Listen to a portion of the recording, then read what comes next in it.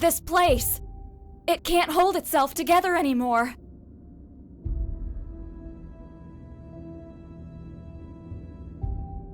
You were saved by the bell, pal.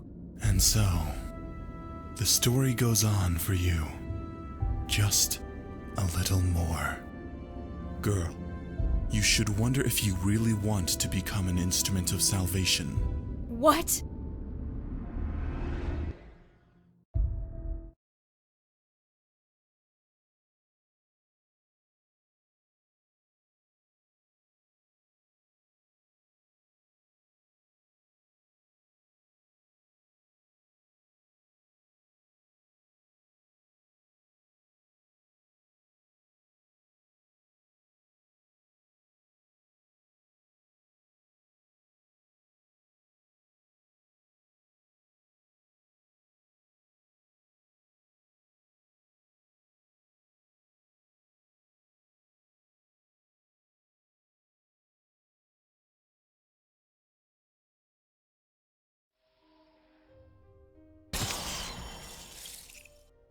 The monster looks at the little girl. It knows that it's over for her. The child cries, shouts, and tries to escape. But the monster is faster. The claws penetrate her flesh, and she collapses with her body broken by pain. Everything will be over soon. But then something happens. A drop of the little girl's blood falls on the old chained book. The world becomes silent. And suddenly, they are not alone anymore. Hi again, Sleeping Beauty. How are you? Honestly, you don't look too well. I've been better. This messenger thing is really messing you up, you know. Not that I dislike seeing you screwed, but only if I'm the cause. Sweet as always.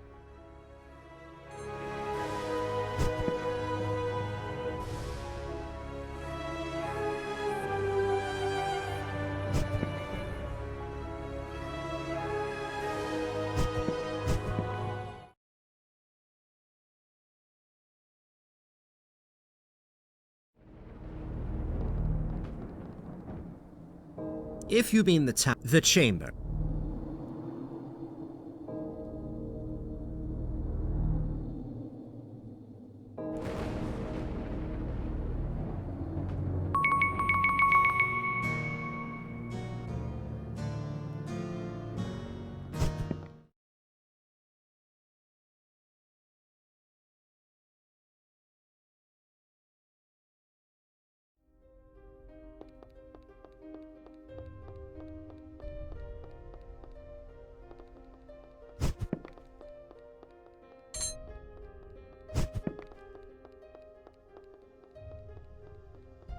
Lady Ellie and I. Another messenger has been defeated by my hand. But there's something that's concerning me. Their destruction is affecting us in a strange way. Somehow, with each one of them that falls, Ergo's seals become weaker and weaker, and my own condition is getting worse. So, it is as I fear. What do you mean? This is just conjecture. What would happen if their energy is not just being dispersed?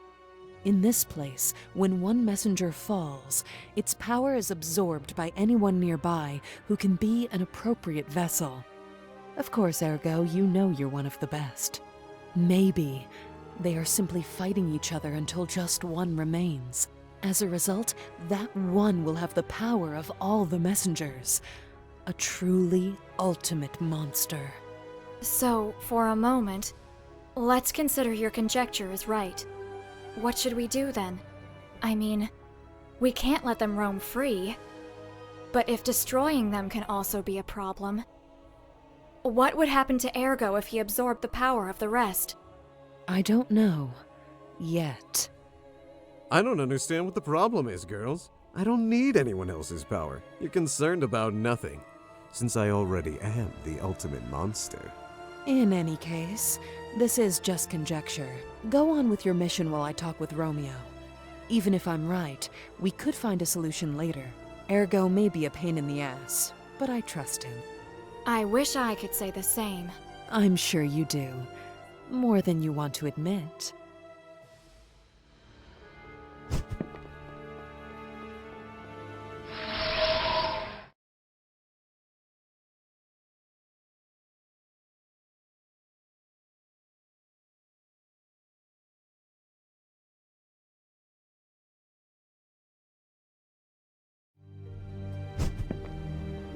Welcome back, bearer of calamities. Inform me of the situation.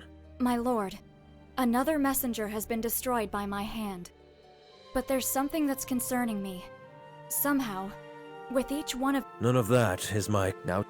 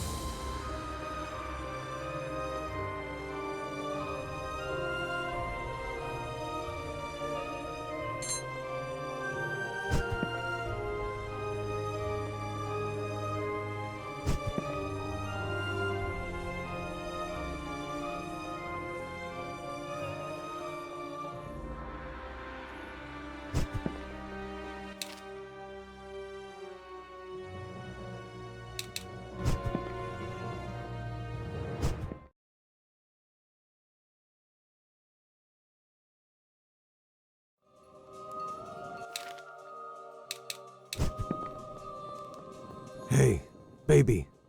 What? Do you think that I technically count as an audiobook? Do you?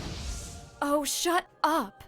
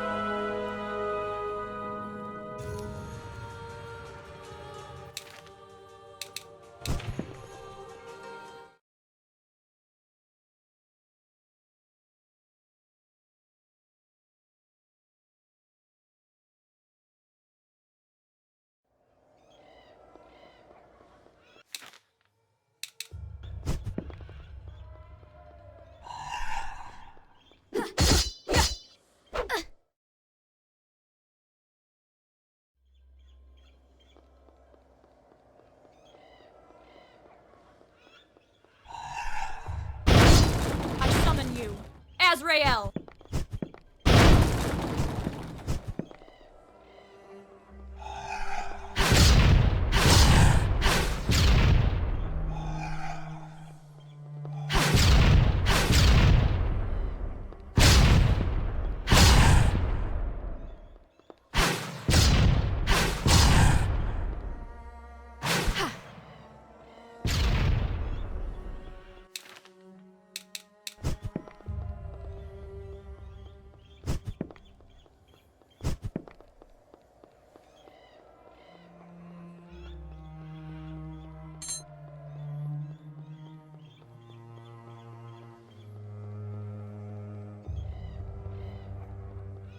This place is full of darkness. Its mere nature constricts me. I don't think I can help you too much here. But don't let your guard down. There's one thing that I can assure you. The messengers of this area are much more powerful than the ones in the lower floors. Sorry, I can't give you more advice here. Be careful.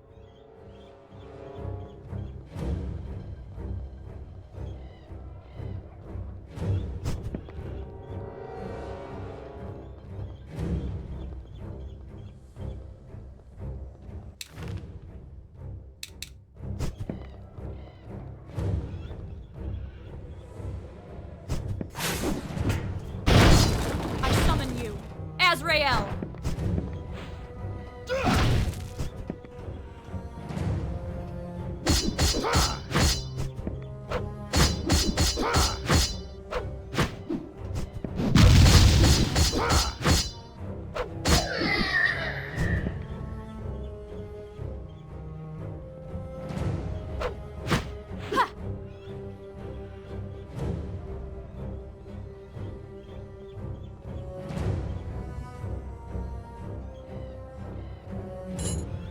The children ran into the darkness. Neither of them looked back. Even if they didn't understand what was happening, both knew that they should not stop running. They were just kids who had the misfortune of being born into war-torn times. The little girl, completely terrified, was trembling, and her older brother held her hand tightly. He would not let it go for anything in the world. Plunged into darkness, both continued to advance through the rubble for what seemed like hours. When they reached the top of the hills, the first rays of sun began to illuminate the dark horizon, showing a nightmarish vision. Everything around them was completely destroyed, and thousands of bodies were scattered as far as the eye could see. And then, for the first time in his life, the boy heard them. The broken cries of thousands of people began to rise from the silence. A terrible and agonizing sound, as if the whole world were shaking with terror. Slowly, countless shadows emerged from the dead bodies, rising on the horizon like a dark tide.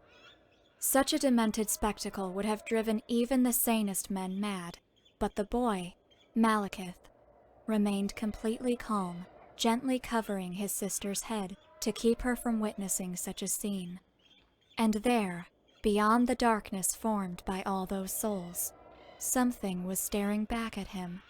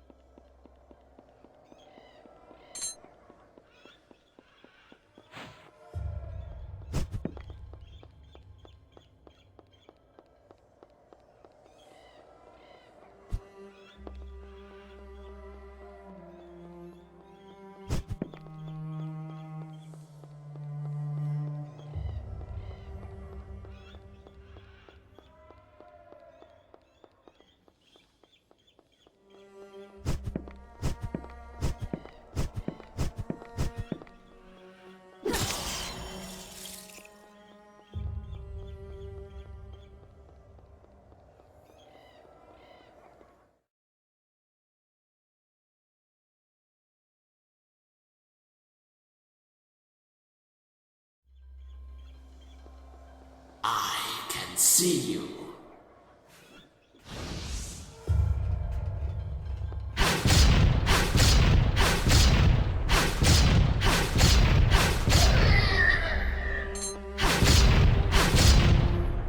Go away, Ergo. Escape now. Come on. Not him. You can't fight.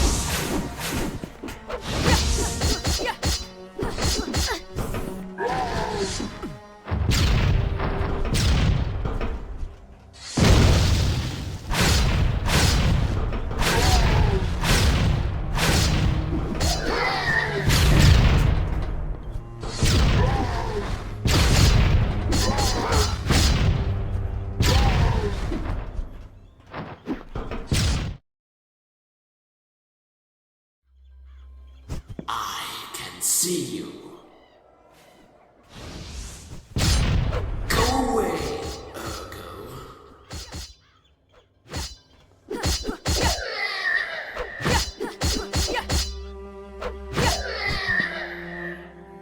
Escape now. Azrael! Come on. Not him. You can't fight.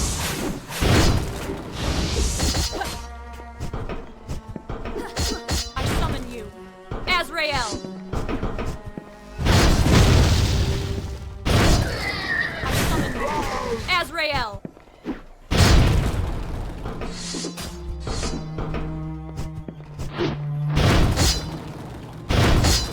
I summon you.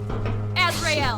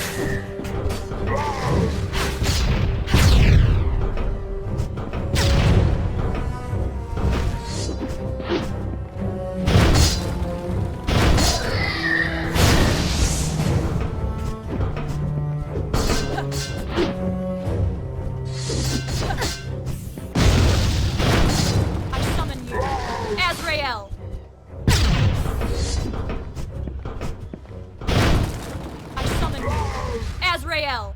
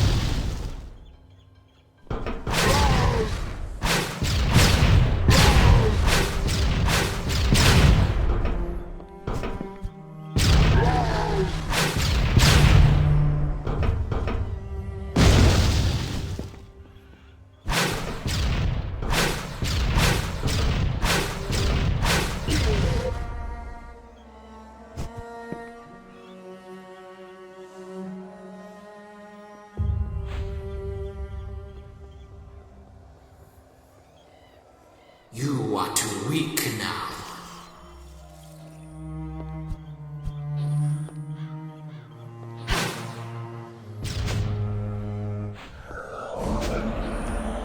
Let me show you.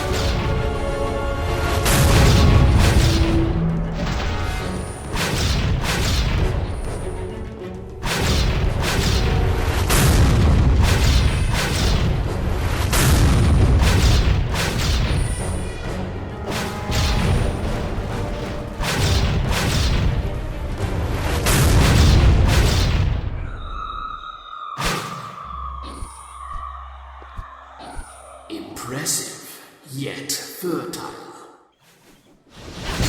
I summon you, Azrael! You can't win, Ergo.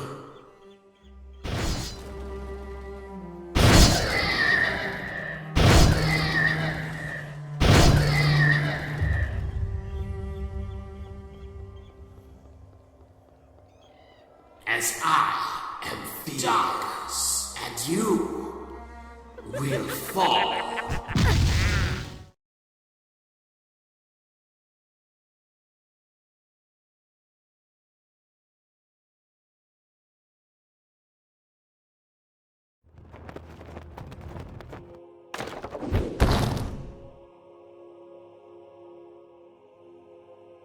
That really hurt. Look on the bright side. You aren't unconscious. This time. You think you're funny? Hate to break it to you, but you're just a sad monster, not a comedian. Do you know what the hell that was? That guy. His name is Malekith, the Lord of Nightmares. I know him. This is going to be a real pain in the ass.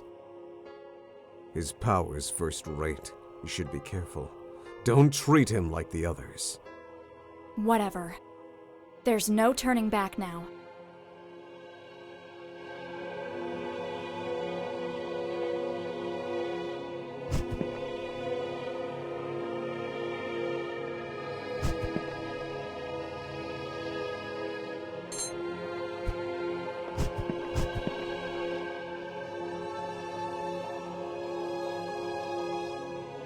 Are we in some kind of sewer?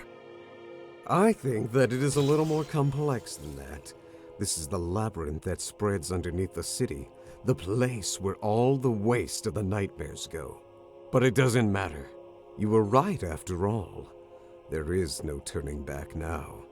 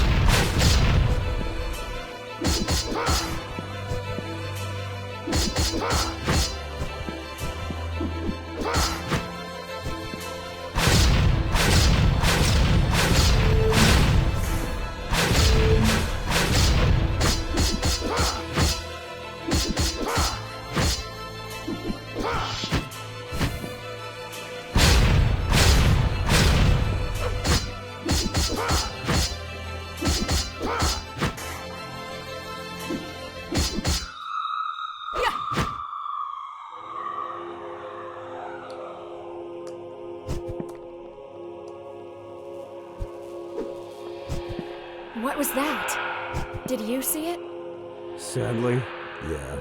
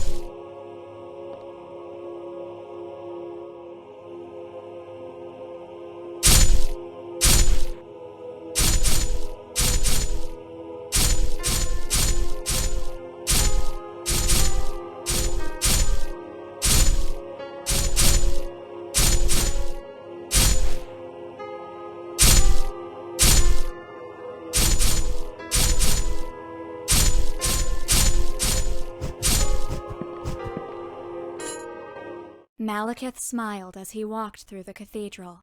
The pieces were already perfectly positioned on the board. The only thing left to do was to start the final game. Everything he did over the past many decades was aimed at this moment, and it was about to end. Once outside, he looked at his forces, extending across the horizon. Someone like him, who was born with nothing, had achieved what no other being in the world's history could even dream: to unify all the forces of Gaia under his command. Now he controlled the largest armies on the continent, and even kings and emperors followed his instructions. Contemplating that breathtaking spectacle, Malekith could not help but remember the price he had to pay to get there. He had paved his way with the blood of friends and enemies, becoming both a savior and a monster. All that for a promise, for the hand that he was forced to let go. Now the fate of all rested on his shoulders. There was one last battle to win. One battle which would allow him to see the world change. Malekith walked forward, and thousands of troops stepped aside in unison to make way. And so the greatest general of all time advanced towards his destiny.